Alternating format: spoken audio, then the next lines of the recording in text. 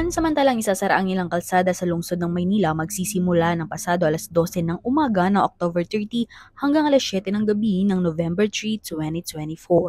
Sa kahabaan ng Aurora Boulevard mula Rizal Avenue hanggang Dimasalang, kahabaan ng Blumentritt mula A. Bonifacio hanggang Guevara Street, kahabaan ng Retiro mula Dimasalang hanggang Blumentritt Extension, kahabaan ng Maseda mula Makiling hanggang Dimasalang, kahabaan ng Dimasalang mula Makiling hanggang Blumentritt, kahabaan ng Guevara mula Cavite hanggang Aurora Boulevard.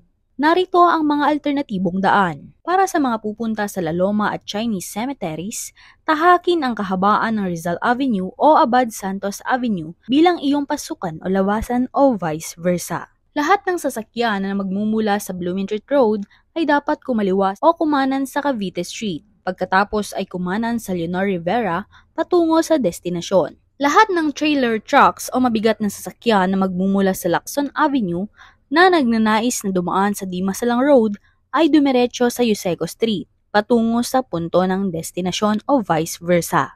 Lahat ng sasakyan na magmumula sa Dimasalang Road at nagbabalak na dumaan sa Blumentritt Road ay kumanan sa Makiling Street, diretso sa Blumentritt Extension hanggang sa punto ng destinasyon. Para naman sa mga may dalang sasakyan, maaring pumarada sa mga itinakdang parking area.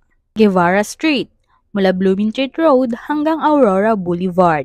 Huertas Street, mula sa Blumentritt Road papuntang Aurora Boulevard. Raqueta Street, mula Blumentritt Road papuntang Aurora Boulevard.